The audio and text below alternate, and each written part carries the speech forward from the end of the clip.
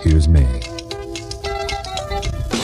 Good evening. This is Mae Brussell in Carmel, California, and this is the 18th anniversary of the murder of John Kennedy, the assassination of John Kennedy, November 22nd, 1963. There was an article in our local paper out here, the San Francisco Chronicle and Examiner, Dallas UPI story, Prayers for JFK at Assassination Site.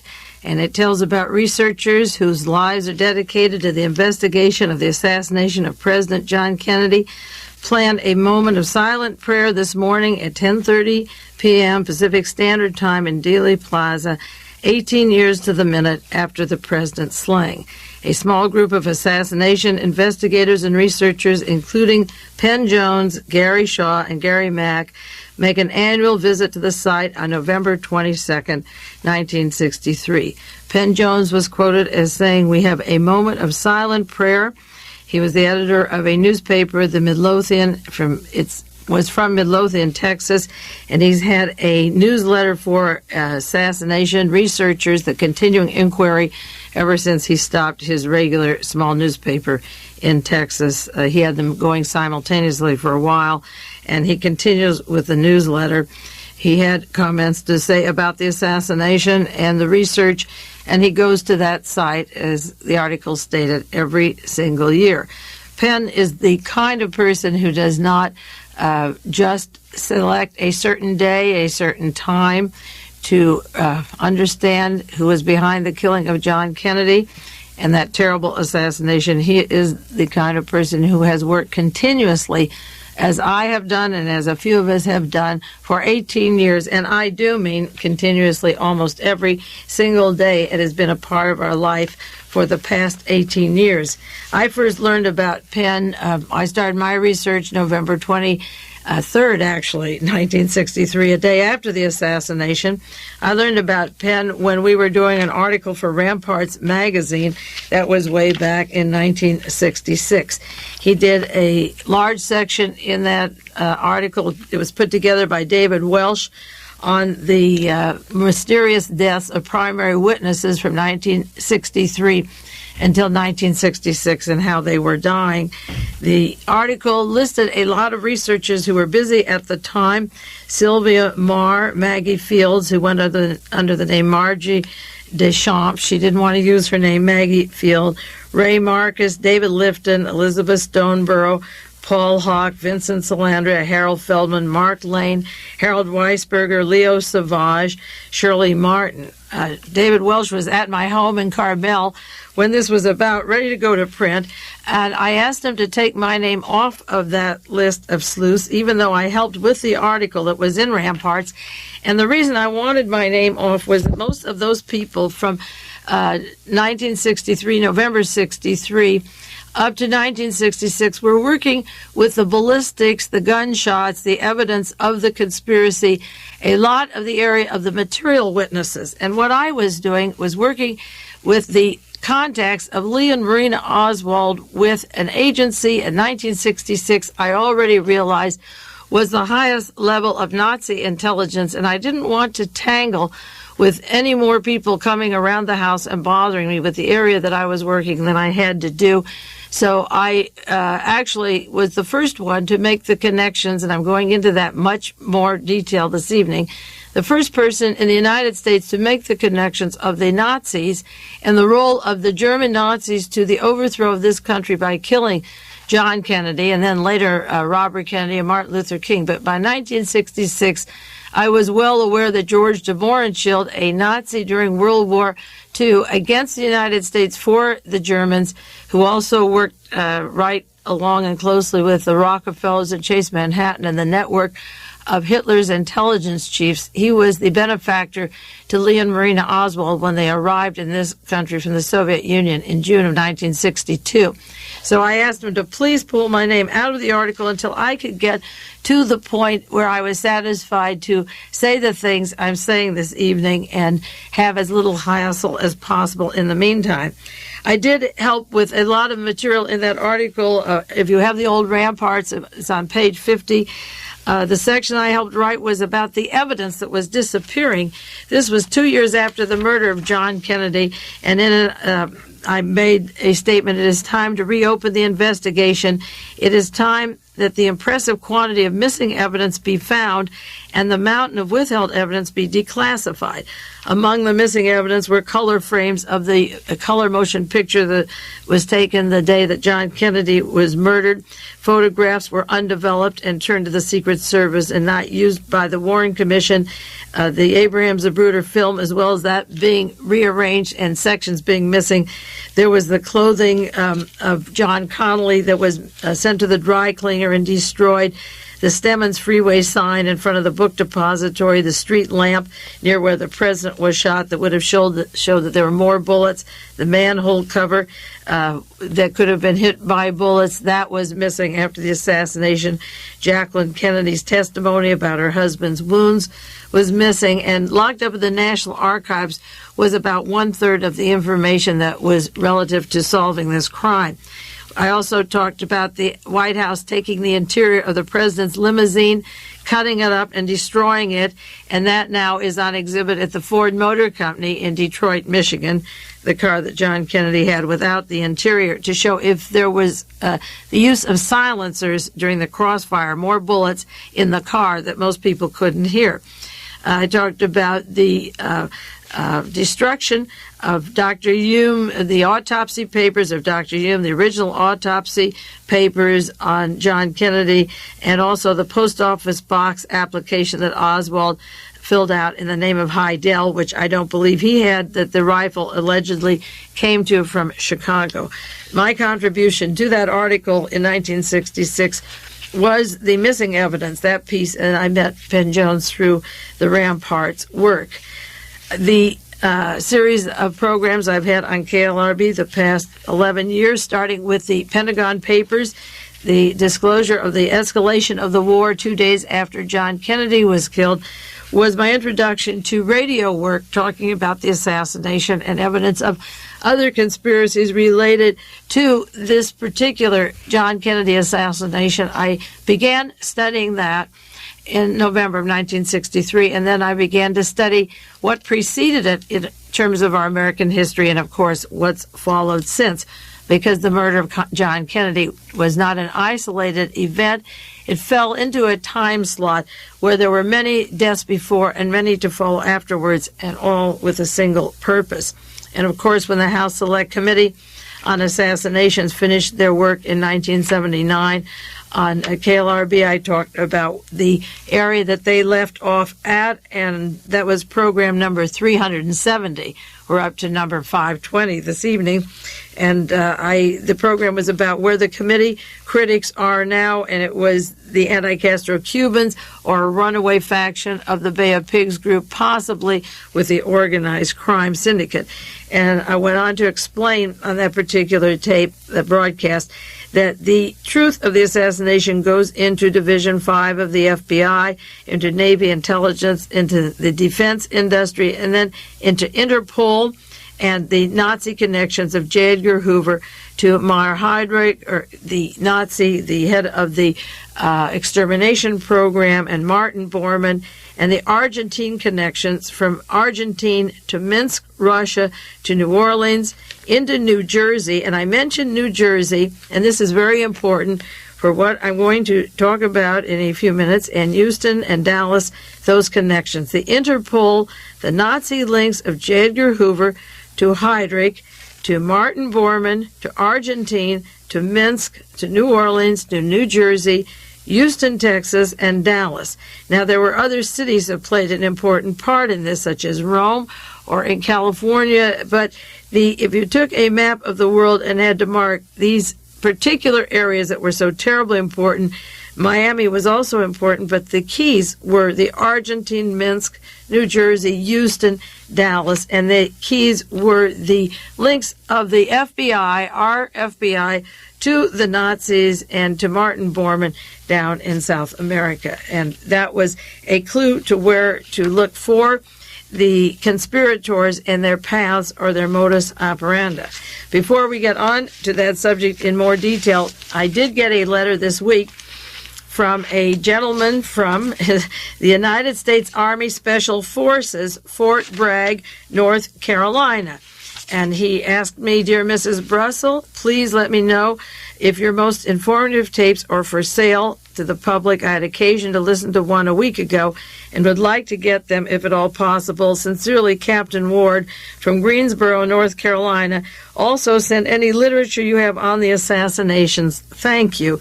That comes 1 week or several days after being on the same airplane with E. Howard Hunt, and there were allegations that E. Howard Hunt recruited at Fort Bragg, North Carolina, for part of the assassination team that was used to kill John Kennedy. What I might answer to Captain Ward, I haven't answered the letter yet, is, "Dear Captain, I'd like to refer you to a letter I got in January 17th, 1974, from a Mr. Frankenberry, James Frankenberry, who worked at Fort Bragg, North Carolina.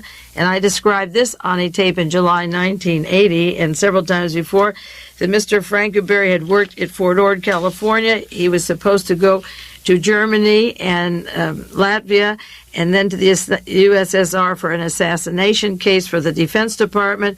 But he was sent to Fort Bragg, North Carolina, where he was placed in a special unit, and he was working with men who would be involved in the attempted shooting of Major General Edwin Walker in April of 1963, and would be involved in the crossfire of shooting President John Kennedy November 22nd, 1963.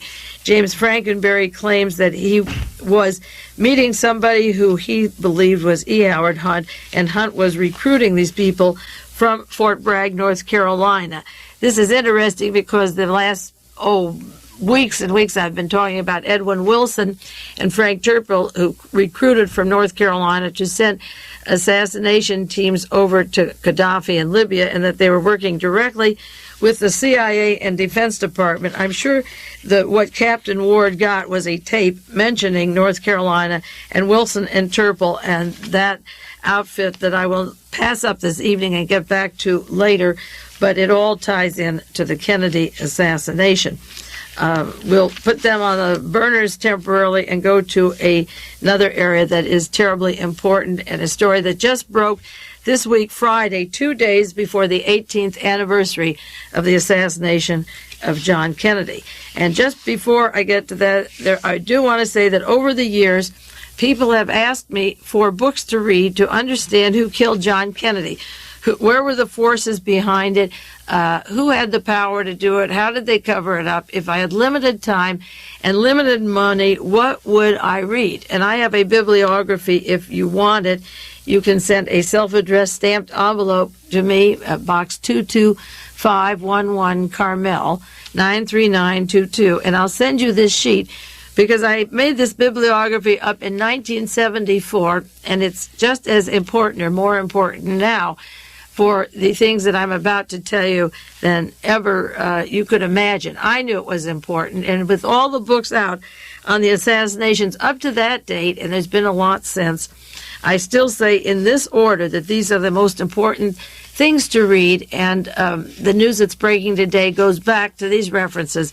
One is the book Project Paperclip by Clarence Lansby, put out by Athenaeum Press in 1971, with the importation of Nazis into the United States defense factories, the universities, the hospitals, the decision-making policies, into space projects, into the ITT, remember the ITT, into General Motors, the corporations that financed Hitler, and Ford Motor Company in Detroit, and so forth. This was the bulk of the Nazis who came to the Western world and then all over Europe and South America and Asia and Africa, who left Germany when they realized that the war was over. The 1945 Declaration of Peace was long planned for 2 years, and as soon as the peace treaty was signed, they were brought to this country and spread around the world.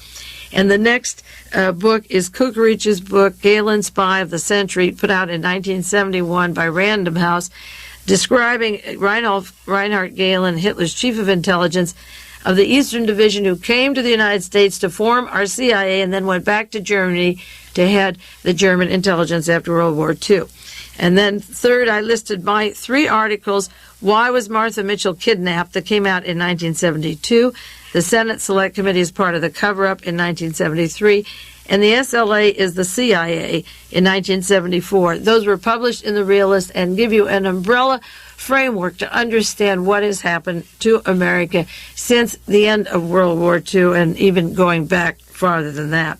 And of course, Dr. Peter Bregan's work from the Center of the Study of Psychiatry on Psychosurgery, Psychiatry, and Nazism, and Freedom publications put out by Vaughn Young in Los Angeles and in San Francisco, the Interpol connections of the Nazis to J. Edgar Hoover and to the United States government. Those are important articles that have to be read in books that have to be read to understand what really has been coming down for the past years. And then finally, I made a list of books for a magazine. They asked me to do this assignment. I wrote an article. It was not published, but the article, the essence was, what are the most important books to read to understand who killed John Kennedy? And these are in addition to Project Paperclip and Gehlen Spy of the Century. One was Oswald, Assassin or Fall Guy, written by Joachim Jost, and I never know if I pronounce his name right. It was written in 1964. And Rush to Judgment by Mark Lane, even though I can't stand the guy. It was a good book, and it kept the subject open for a long time. Forgive My Grief, Volume 1, 2, 3, and 4 by Penn Jones, the same gentleman who gave the silent prayer in Dallas today. Document Addendum to the Warren Report by David Lifton. Farewell America by James Hepburn. Who's Who in the CIA by Julius Mader. Nomenclature of Assassination Cabal by William Torbett, and The Assassination of JFK by Coincidence or Conspiracy, Bernard Fensterwald. Now, Fensterwald works with the CIA. He really has been a traitor to the researchers and to American history, but it's a good book. Like Mark Lane's book, it is a good book, and all of these will give you some insight into the murder. Now, this week, as I say, just 2 days before the anniversary of the death of John Kennedy, a story broke in the San Jose Mercury that will have repercussions all over the world. This particular writer, his name is Pete Carey. He works for the Mercury. He did a story on Stanford Technology and Frank Turple, that character that I've been talking about for so long, who was on 60 Minutes a few weeks ago, if you had the luck to see him on that program. He wrote an article out here on Frank Turple's relationship to Stanford Technology. And I mentioned on this program that once you get Wilson and Turple out here in Palo Alto, with this outfit, with Hewlett-Packard and with the defense industry, you can begin to put the real pieces together of what happened going back many years. But this article is about these particular people and their references on the West Coast. And I was very generous. I offered Pete the Pulitzer Prize. I said, if you want the Pulitzer Prize, go for this story and go out. It's out there in this area. And he went out and he caught the big fish, and it took 3 or 4 weeks to get it together, and I didn't want to say anything on this program until that article was published. It's the San Jose Mercury, November the 20th, 1981, and probably, for all of my research in the past years, it's probably the most important single story to put the pieces together that I've been talking about for so long with you and in my printed articles. The title of the article is Ex-Nazis' Brilliant U.S. Career in a Web of Lies. I wrote down some excerpts of this story for you. I'm going to read them to you and break every once in a while with my own interpretation, because for some of you it will have a lot of meaning, and for others it may be a little too subtle to appreciate what a bombshell this is going to be for researchers around the country. I spoke to one gentleman who's published about 8 books this evening about the story, and he already wanted to get Pete a publisher. I'm sure that he will have publishers coming out of the woodwork as he proceeds on this story and articles for many days to come. The story is about a man, Otto Albrecht, Alfred von Bolschwing, Bolschwing, and I mentioned him on KLRB 2 weeks ago, but not in relationship to this story, just his work with Adolf Eichmann in the Zionist organizations in Palestine. For the past 10 years, The past of Otto Albrecht Alfred von Bolschwing is breaking out, according to Pete Carey. He was president of a high-technology investment firm with headquarters in Silicon Valley and Palo Alto. That firm was TCI, Trans International Computer Investment Corporation, and it had headquarters both in Silicon Valley and in Sacramento, very close to the governor, who was Ronald Reagan in Sacramento. Sacramento was the offices of this computer technology firm, and I believe it was Ronald Reagan was governor, and it went right into his administration and his offices, and I'm sure that's why the headquarters of TCI were up in Sacramento. This particular von Bolschwing is suffering. There's a picture of him. Don't feel too sorry for him. He has, according to the interviews, a rare brain disease that began in 1979. His wife allegedly killed herself in 1978 when the story began to come unglued. And I think about Martha Mitchell and Dorothy Hunt and some of these sacrificial wives. I would love to know more about how Mrs. von Bolschwing died just when the hot seat is coming down on her husband. He's now, as I say, is suffering what a rare brain disease that started 2 years ago that hit the brain stem, and it reminds me of the movie The Borgia Stick. When the researchers study that movie, you see that particular agents, when they're close to home and know too much, are put into an institution and become like vegetables or zombies. According to this article, he numbered among his business associates millionaires, bankers, and scientists. And in May 1981, the federal government began proceedings to deport him because he lied about his Nazi past. I don't think he lied. I just don't think they wanted to deport him. He held on as long as he could, and when his name came up in relationship to another war criminal they are wanting to deport, Mr. Trivia, Richard Nixon's lifelong friend, then they had to get into the von Bolschwing case. Who is Otto von Bolschwing? This account that Pete Carey wrote is from court records, business files, and people who knew him. He worked for the Americans during World War II and after World War II while the war was going on, similar to that Carl Wiedenbeck I talked about last week, an alias for Colonel Charles Willoughby. He's a German who was in charge of U.S. intelligence with Douglas MacArthur. And I have a list of many German Nazis who were working with the United States Army the same time they were working with the Nazis in Germany. One of them, of course, is Henry Kissinger.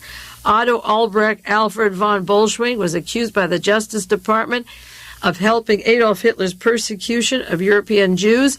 He was not only an associate of Adolf Eichmann, he was a superior and the architect of Germany's mass-killing program. Eichmann died in Israel. This fellow's been working and living and just became ill 2 years ago.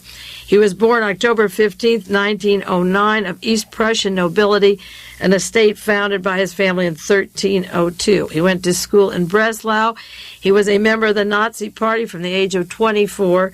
That'd be 1933. He joined the SS, the Himmler's secret elite guard of police, 6 years later in 1939. The Justice Department states that as an SS captain, he helped plan the execution of Jews in Romania, and that goes into his relationship to the Iron Guard. But he excluded Jews from the German economy, and he helped set up a bank in the Netherlands to take the real estate, the homes of the Jews, and give them the lowest price, take their capital and put it in Swiss banks for Nazis. He helped develop anti-Jewish propaganda to force their emigration from Germany. He forced it. He was an SD, which is a foreign intelligence member of the SS, and his cover was a salesman for the Motor Trade Company. Now, Henry Ford and Porsche and Volkswagen were all heavy into the Nazi regime before and after the war. In 1938, he was in contact with Palestinian Germans. He worked in the Gestapo, and he was doing extramural intelligence activities. He worked with members of the Jewish Haganah, and I've mentioned the Haganah on other tapes and in the book Treason for My Daily Bread. It's very important to know that the Haganah was the agency that allowed Martin Bormann to go to Palestine and then to South America. And the von Bolschwing had control of the Haganah organization in Palestine that was a cover for Jewish activity, but was sending the Nazis out of Palestine into the other parts of the world when the war was over. He was kicked out by the British in 1938 for his Nazi work in Palestine, working with the Grand Mufti over there. And from there he went to Romania, where he used different covers as he traveled, from car salesman in Palestine to a lawyer. In Romania, it was an oil expert. In Holland, it was a banker. Later, it was selling wine in Argentina. He helped the leadership of the notorious Iron Guard, which was a right-wing movement, and he helped the members after a massacre where thousands of Jews were killed in Romania. There was a 3-day rampage of slaughter. He helped those people leave and find life elsewhere. Of course, there is another whole book to be written on Richard Nixon's career with the Iron Guard, with Nikolai Maloxa, Valerian Trifa, and this Otto von Bolschwing. He then went to Amsterdam and helped the Iron Guard escape from Romania. And then he became a partner in an Amsterdam bank, the Bank voor Zaken. I can't pronounce that middle name. He played the role of Aryanization, the forced sale of Jewish homes and farms, businesses and securities. And I say the money was then sent to Switzerland, where I imagine the Iron Guard could use it to travel to America and South America.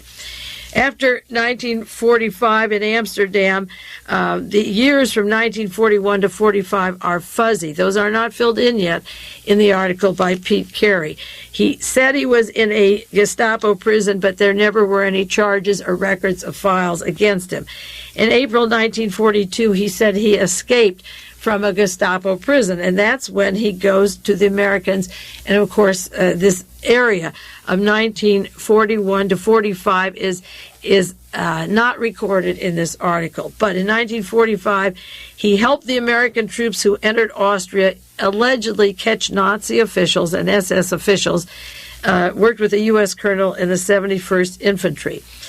When the war was over in 1945, von Bolschwing, like many of the top Nazi organizers, knocked on the offices on the door of U.S. intelligence and said, "I am experienced. I have a ring operating. If you give me a paycheck, I'll make you very happy." And he was sort of a miniature Reinhard Gehlen, according to the story in the San Jose Mercury.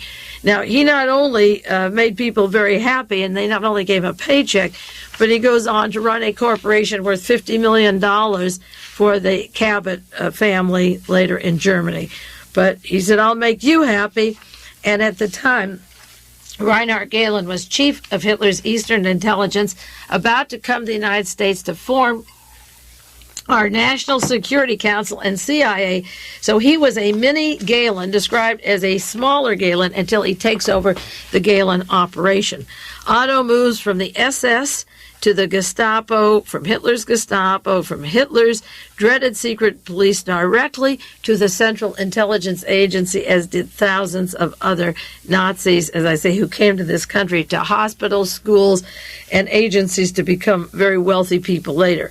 Reinhard Gehlen built up the spy network in post-war Eastern Europe, and according to one unconfirmed report, and this is in the San Jose Mercury, Otto Albrecht Alfred von Bolschwing became the controller of Reinhard Gehlen's CIA operation after Reinhard Gehlen returned to German government. Now, anybody who has heard me on KLRB, or, as I say, read my articles for many years, can appreciate receiving this information. It's just 18 years minus 2 days since the assassination of John Kennedy, because I have listed the Gehlen agents that were responsible, that had a part in the assassination of Kennedy. And this Otto von Bolschwing is a man who was over these people, who was their superior in the United States and before they came to this country.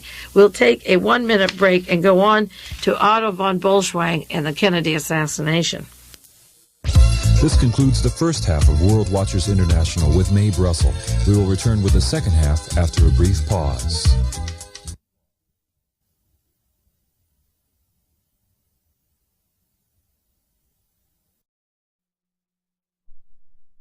For those of you who have listened regularly through the years, or even intermittently, to these broadcasts that I've had and the research into the Kennedy assassination, you must be as happy as I am to realize that the mini Gehlen, the man in charge of the Gehlen operation when Gehlen went back to Germany, to head the German intelligence after World War II, that this man was the controller of the Gehlen operation.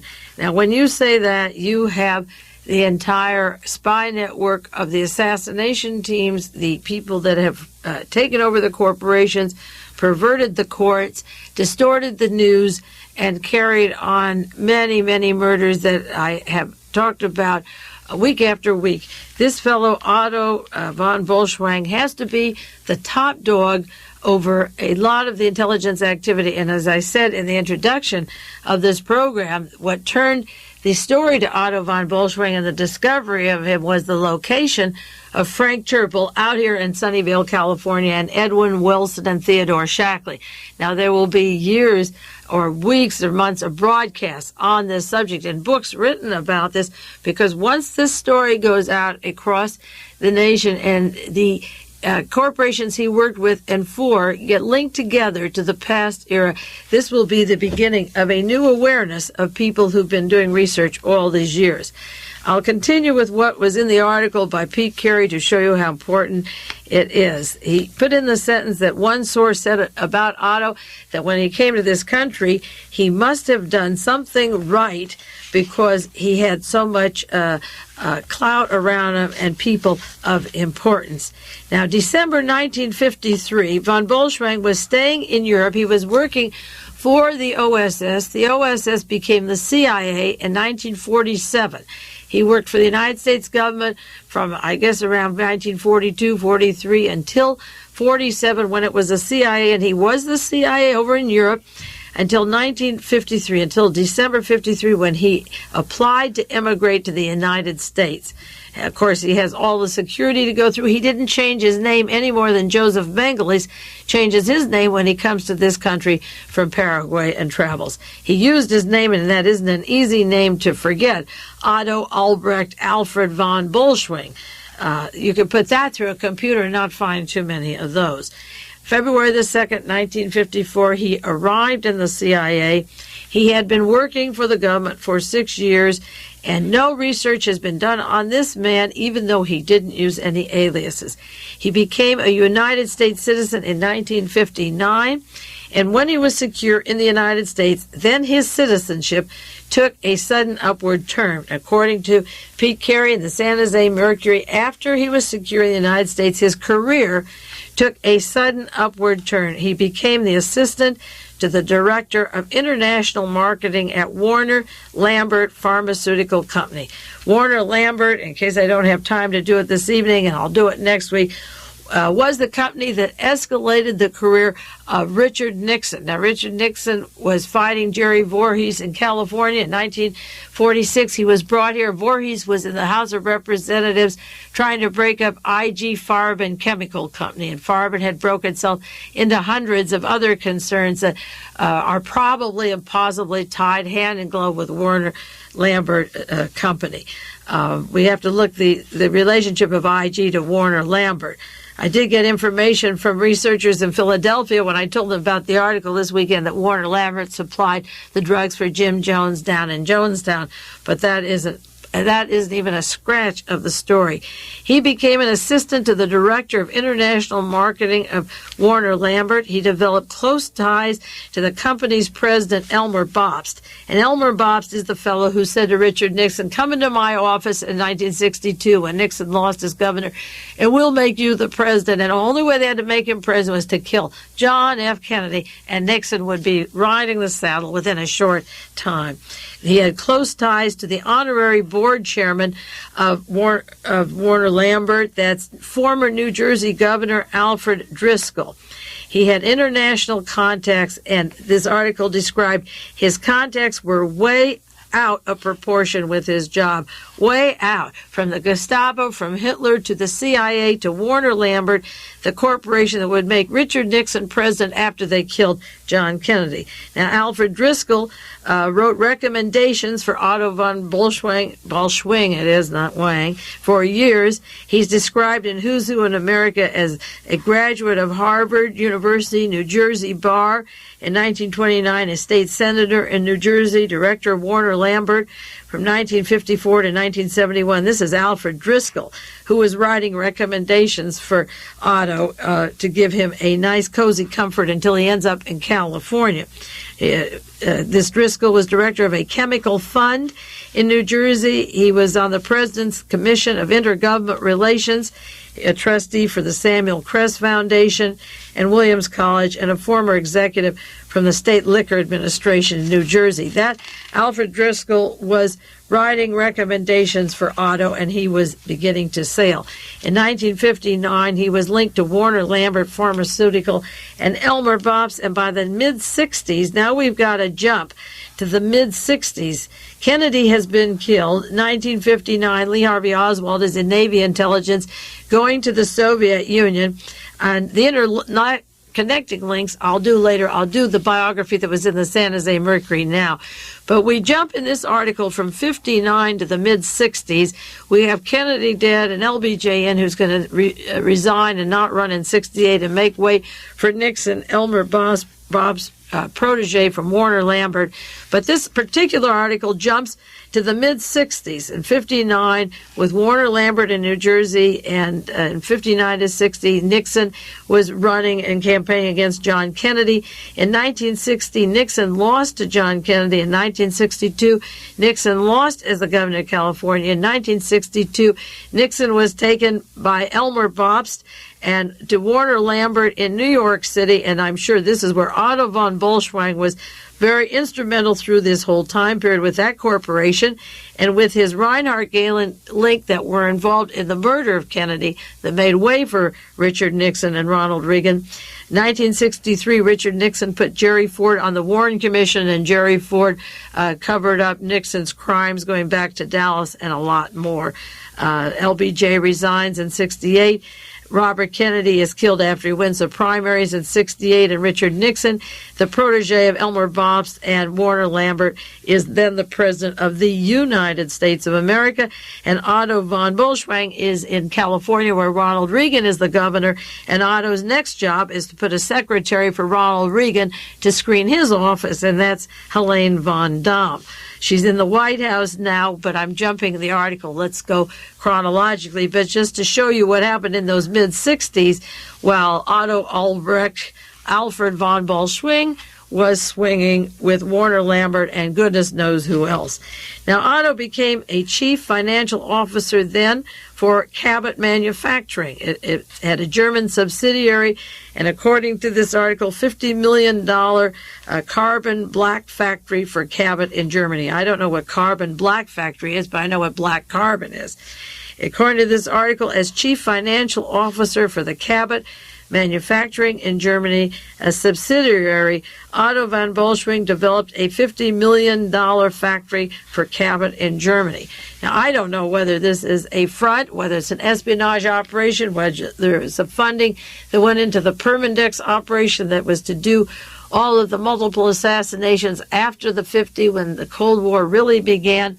There has to be more research done into the Cabot Manufacturing and a $50 million factory that von Bolschwing was in charge of. For those of you who might have missed the first half of this program, I might say I am taking excerpts out of an article from the San Jose Mercury this week by Pete Carey. It was November the 20th, 1981. If you want the complete article, it's a long article, 3 pages, incidentally. You can send me, for the copying and the postage, a self-addressed stamped envelope and $1, and I will send you the entire article in case I forget it later. It's Mae Brussell, Box 22511, Carmel, California, 93922. You should have this article and then look up some of the corporations or the names in here, and it will give you a lot of leads, and there is material for years to come. The article went on, the deal for Otto von Bolschwing to work with Cabot Manufacturing was financed through Thomas Franzioli, Franzioli, Senior Vice President of the First National Bank of Boston. So he goes from Himmler's SS and Adolf Eichmann's extermination in Romania and Amsterdam and Palestine into the CIA, and with Warner Lambert as soon as he becomes a citizen, then with the Cabot Manufacturing in Germany, And then he gets his financing through a Thomas Franzioli. This is the First National Bank of Boston, and I have to do a lot of research into the Robert Mayhew, CIA, FBI, Boston connections. The First National Bank in Boston senior vice president was financing this operation. After Thomas Franzioli made the deal for Otto von Bolschwing from the First National Bank of Boston to be head of the German end of the cabinet manufacturing, von Bolschwing, according to this article, branched out on his own. One of his businesses was importing wine from Argentina, and you can bet your last bottom dollar that there was the wine that was imported. And the Odessa, Argentine connections of Nikolai Maloxa from the Iron Guard went through Nixon's office in Whittier down to Argentina. And, of course, he's back in Germany, and he's in Argentina, and he's with the National Bank of Boston. Then he makes another jump in 1969. Ronald Reagan is the governor out here in California, and Bolschwing is in California. He's now in Sacramento with a corporation. He was retained first. He was retained for an international business consultant for TCI, Transcontinental International Computer Investment Corporation. TCI had been used up in 1967 to monitor the Arab-Israeli war. Its founder was named Oswald, interesting, Oswald S. Williams. And in 1969, they wanted to commercialize their technology. This was the Defense Department. This was the Defense Industry Security Command. These are the satellite systems, that secret, dangerous Silicon Valley headquarters in Sacramento. They were used and monitored for the defense and all the intelligence agencies, the Arab-Israeli war in 67.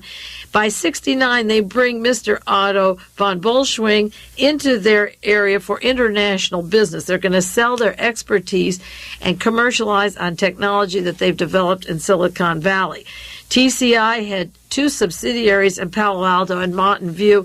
I'm not going to go into them tonight, but you will be hearing much more about them and the Wilson Turple collections that later come in. One was the Advanced Information Systems, the AIS, and the other is the International Imaging Systems, the I2S in California. They did high volume and computer network for businesses, for navigation systems, for oil tankers, using satellite communications, and they needed Otto von Bolschwing for their international. Now, he could, if he was in charge of the Gehlen operation, was simply a name on the door. He could be big spy. He has had no satellite communications. They don't have to sell anything. This is top secret military defense. But he begins his trips around Europe for TCI, Transcontinental Computer Investment, and it's very much part of the United States Defense Department. The company had classified work for the Defense Department. It was going to be a sensitive thing, according to one of the people who gave an interview to Pete Carey. We all had security clearances, all but Otto von Bolschwing, who, as I say, was brought in there using his name. He was in the Gestapo, he was in the SS, used his name and was brought into TCI because they wanted his contacts in Europe, which had to be Himmler's Gestapo agents in Europe. He was brought in. TCI memo in 1969 said, our new consultant, Otto von Bolschwing, has extremely valuable connections and information in Germany, in Switzerland, in Liechtenstein, in the Netherlands, in Antilles, and in South America. You can imagine what kind of connections he had and has. Mr. von Bolschwing's connections in these countries are current. In 1969, those connections were current. And don't forget, in 1969, that's the year that the Guggenheim Bank was started with people that were later to be linked up with von Bolschwing. That was a very important year, 69, because the drug traffic, the heroin traffic, the cocaine, the Arab-America were setting up headquarters with Michael Hand and Frank Nugent, who went from Southeast Asia and used their bank for $55 million to $1 billion, which is still missing. All CIA money, all narcotics money, all kill money, responsible and funneling down to Chile, to Colonial Dignidad, to the murder of Allende, to the overthrow of the government in Chile. This story has tentacles that go on and on. But in 1969, they were getting their muscles, and they brought him in for these countries. And he had contacts. This article is so magnificent. He had contacts with the German branch of the Chase Manhattan Bank. So he's got the Boston banks, the Chase Manhattan, Argentine, and every major country that's involved in these conspiracies. One owner of a bank in Berlin, or in Frankfurt rather, one of the largest banks in Frankfurt. He had very close connections in Frankfurt and with the German branches of the Chase Manhattan. The directors of the TCI Corporation said that von Bolschwing's contacts were very important. Now, who were the board of directors? John Paul Getty Jr., the son of the oil millionaire. Getty liked von Bolschwing so much he made him the president of TCI in 1970. This computer business, as I say, don't forget the subsidiaries, they'll come out later, the Advanced Information Systems and International Imaging Systems. Otto von Bolschwing was started as a consultant, became the president, and traveled to Europe with various people. By 1970, Oswald Williams and the others had acknowledged that John Paul Getty had made him the president of TCI. Walter F. Leverton was on the board of directors of TCI. He was former vice president for satellite systems of the Aerospace Corporation. Judge William Newsom, First District Court of Appeals in San Francisco, traveled to Europe with Otto von Bolschwing. In 1969 to 1970, he was the attorney for TCI. Newsom described him as having all the right credentials. Emmanuel Xenakis was a former vice president of Fairchild. He resigned from the ITT. He was an officer with ITT. He worked with Philco and with Ford Aerospace. One of the most important names in this is Emmanuel Xenakis, spelled Fthenkis. He is the link to Aristotle Onassis, Hjalmar Schacht, Otto Skorzeny, the people who were training Nasser, who were training Sadat, training Gaddafi. This is why Wilson and Turple and the men I've been talking about week after week have put Nazis into the governments in the entire Middle East, training the PLO. This Xenakis was the link to Onassis and to the other Nazis from Madrid and Argentina that set up the Central America, South America, Middle East Nazi connections. Xenakis, as I say, was former vice president of Fairchild. He resigned from IDT.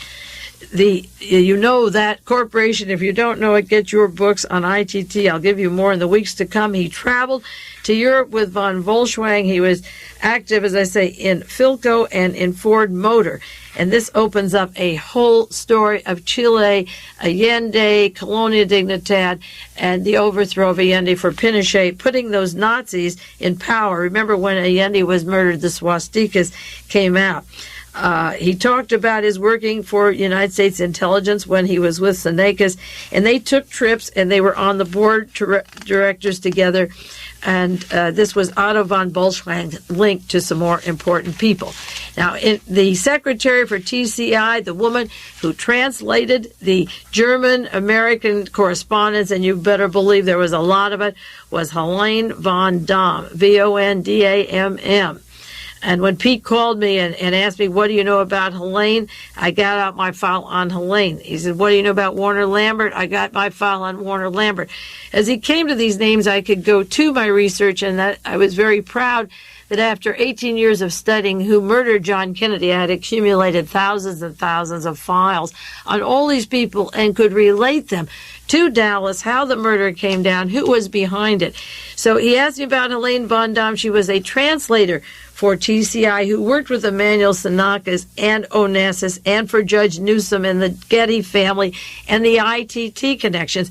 And she came from Europe, worked with Otto von Bolschwing, is probably part of the Gestapo and certainly part of the Reinhard Gehlen operation, came from Austria and went to Detroit, Michigan, where so many of them went, and worked for AMA, which had to be a job or an offshoot of the Warner Lambert Pharmaceutical, and she heard Ronald Reagan giving a speech, and anyone who campaigned to be governor of California, she would have been their secretary. She was brought out to TCI in California, in Sacramento, and became the secretary for Ronald Reagan while we had that bloodbath in California. When they were shooting at Isla Vista, if he said there's going to be a bloodbath, bring it on. The People's Park, the prison riots, the racism, the putting down of the United Farm Workers, the blacks, the Black Panthers, the bloodbath that we had here, that craziness of Reagan's, was happening with these top Nazis advising him and his staff in placing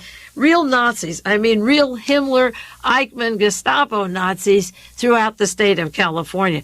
Ms. Von Daum was a translator for TCI and became the secretary of Ronald Reagan. And when Ronald Reagan became president of the United States, who do you think was the secretary sitting at the office? Who do you think sits at the Oval Office right next to him, who screens every appointment he makes? Helene Von Daum. And I have an article of how she selects appointments for the Ronald Reagan administration. If you thought the name sounded too German for Richard Nixon or Ronald Reagan, think again, because Otto von Bolschwing and Reinhard Gehlen have to be behind the whole era that masterminded also the murders of John Kennedy and Robert Kennedy that made the election of Ronald Reagan and Richard Nixon possible. When they got rid of John, Nixon came in, they got rid of Robert, and Reagan came in, and they got what they wanted, and now we've got what we didn't want and don't know the difference.